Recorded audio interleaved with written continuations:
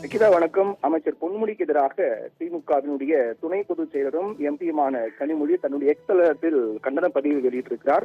அந்த பதிவில் அவர் தெரிவிக்கக்கூடிய விடயம் என்பது, அமைச்சர் பொன்முடி அவர்களுடைய சமீபத்திய பேச்சு ஏற்றுக்கொள்ள முடியாதது. எந்த காரணத்துக்காக பேசப்பட்டிருந்தாலும் இப்படிப்பட்ட கொச்சையான பேச்சுகள் கண்டிக்கத்தக்கது என்று கனிமொழி அவருடைய எக்ஸ் தளத்தில் பதிவிட்டிருக்கிறார். அமைச்சர் பொன்முடிக்கு எதிராக அதே கட்சியை சேர்ந்த திமுக எம்பியும் திமுகவினுடைய துணை பொதுச் செயலருமான கனிமொழி அவருக்கு எதிராக பதிவிட்டிருக்கூடிய இந்த பதிவு என்பது அரசியல் ரீதியாக பரபரப்பை ஏற்படுத்தியிருக்கிறது. குறிப்பாக அமைச்சர் பொன்முடி இந்த சமீபத்திய பேச்சு என்பது பொறுத்தவரையில் அவர் சமீபத்தில் நடைபெற்ற திமுக நிகழ்ச்சியில் கலந்து கொண்டு பேசினார். அப்போது அவர் பெண்கள் குறித்து இழிவாக பேசினார். அதாவது அது நாகரிகம் கருதி நாம் அவர் பேசியது தற்போது சரியாக குறிப்பிட முடியாத ஒரு சூழல். இருந்தாலும் அவர் பேசும்போது இந்த மேடையில் தற்போது பெண்கள் இருக்கிறார்கள், கீழே பல பெண்கள் அமர்ந்திருக்கிறார்கள். இப்படிப்பட்ட சூழ்நிலையில் இது பேசலாமா என்று தெரியவில்லை என்று சிரித்தபடியே அதை அவர் பேசுகிறார். அப்போது இந்த விலை மாது என்ற வார்த்தையை குறிப்பிட்டு மிகவும் பெண்கள் இழிவுபடுத்தும் வகையில் கொச்சையாக பேசினார்.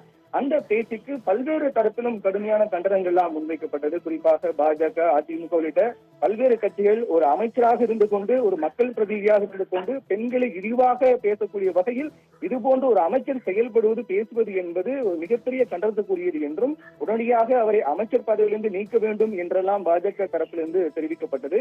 இப்படியாக பல்வேறு தரப்பிலிருந்தும் பெண்கள் மத்தியிலும் கடுமையான எதிர்ப்பை அவருடைய பேச்சு என்பது எதிர்கொண்டது.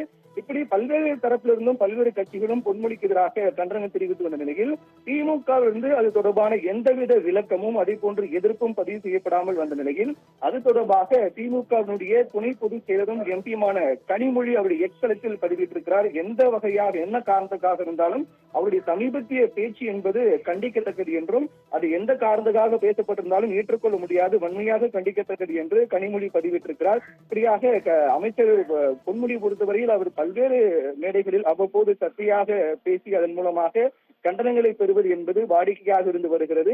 அப்படிப்பட்ட சூழ்நிலையில் தான் சமீபத்தில் நடைபெற்ற திமுக நிகழ்ச்சியில் அவர் பேசும்போது பெண்கள் குறித்து அவர் இழிவுபடுத்த வகையில் பேசினார். அதற்கு பல்வேறு எதிர்ப்புகள் தெரிவிக்கப்பட்ட நிலையில் கனிமொழியினுடைய இந்த எக்ஸ் தள பதிவு என்பது இந்த விவகாரத்தை மீண்டும் பேச்சுக் பொருளாக மாற்றியிருக்கின்றது. நிகிதா.